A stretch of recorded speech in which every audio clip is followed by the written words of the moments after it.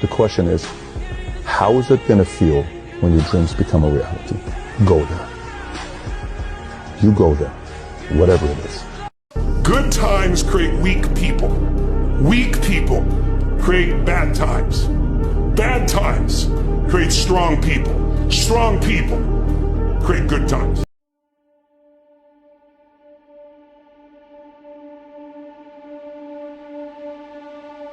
I found that nothing in life is worthwhile unless you take risks. Nothing. Nelson Mandela said, "There is no passion to be found playing small and settling for a life that's less than the one you're capable of living." Now, I'm sure in your experiences in school and applying to college and picking your major and deciding what you want to do with life, I'm sure people have told you to make sure you have something to fall back on. Make sure you got something to fall back on, honey. But I never understood that concept, having something to fall back on. If I'm going to fall, I don't want to fall back on anything. I want to fall forward.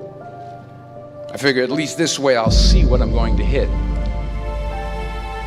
Without consistency, you'll never finish. So do what you feel passionate about. Take chances. Don't be afraid to fail. There's an old IQ test, was 9 dots, and you had to draw 5 lines with a pencil within these 9 dots without lifting the pencil.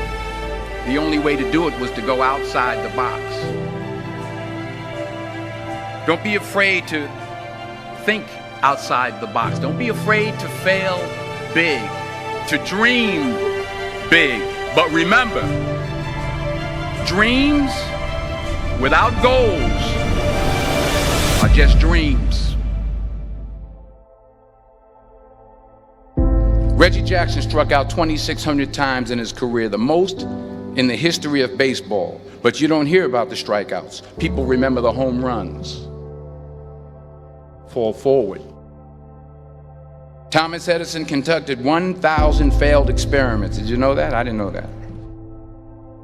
Because the 1,001st was the light bulb. Fall forward. Every failed experiment is one step closer to success. You've got to take risks, and I'm sure you've probably heard that before, but I want to talk to you about why that's so important. You will fail at some point in your life. Accept it. You will lose. You will embarrass yourself. You will suck at something. There's no doubt about it. And I know that's probably not a traditional message for a graduation ceremony, but hey, I'm telling you, embrace it, because it's inevitable.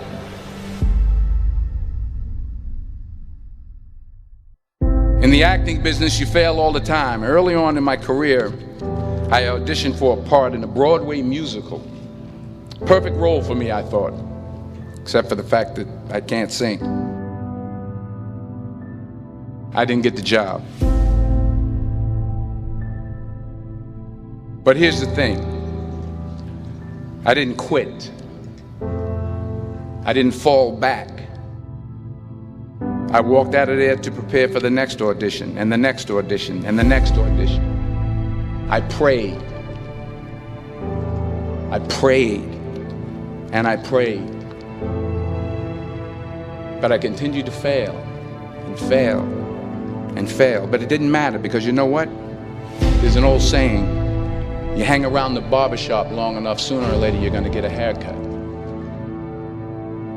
So you will catch a break, and I did catch a break. Last year, I did a play called Fences on Broadway. But here's the kicker. It was at the Court Theater.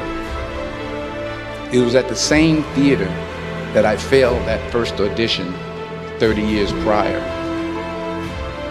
The point is, every graduate here today has the training and the talent to succeed. But do you have the guts to fail? If you don't fail, say.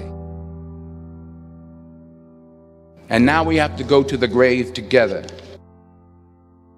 So I ask you today, How many ghosts are going to be around your bed when your time comes?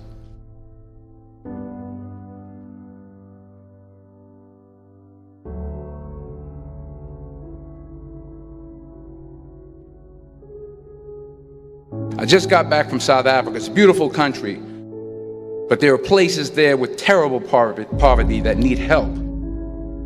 And Africa is just the tip of the iceberg. The Middle East needs your help. Japan needs your help. Alabama needs your help. Tennessee needs your help. Louisiana needs your help. Philadelphia needs your help.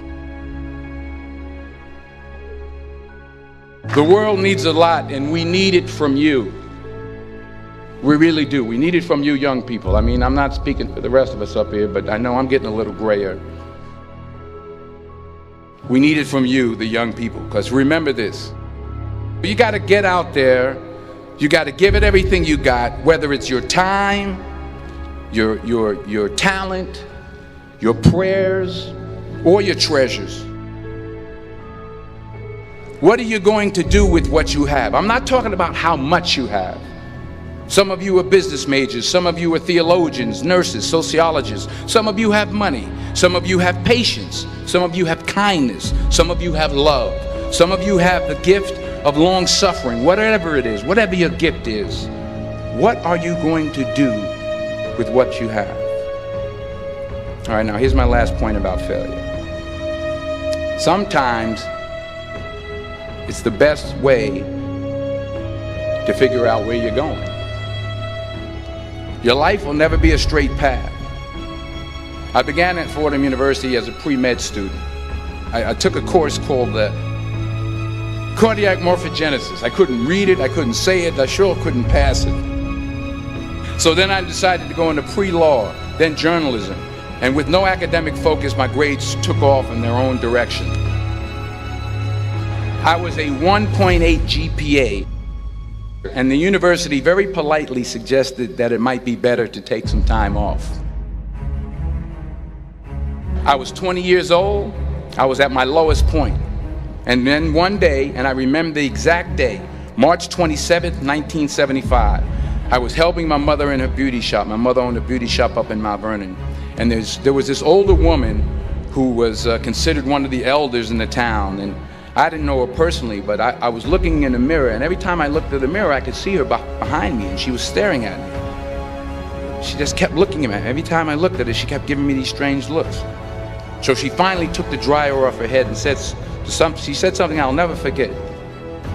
She said, "Young boy, I have a prophecy, a spiritual prophecy." She said, "You are going to travel the world and speak to millions of people." And in the years that followed, just as that woman prophesied, I have traveled the world and I have spoken to millions of people through my movies.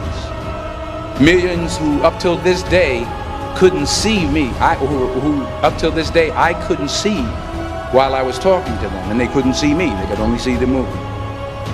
They couldn't see the real me. But I see you today, and I'm encouraged by what I see. And I'm strengthened by what I see. Because taking risk is not just about going for a job. It's also about knowing what you know and what you don't know. It's about being open to people and to ideas. The chances you take, the people you meet, the people you love, the faith that you have, that's what's going to define you. Never be discouraged. Never hold back. Give everything you got. And when you fall throughout life, remember this: fall forward.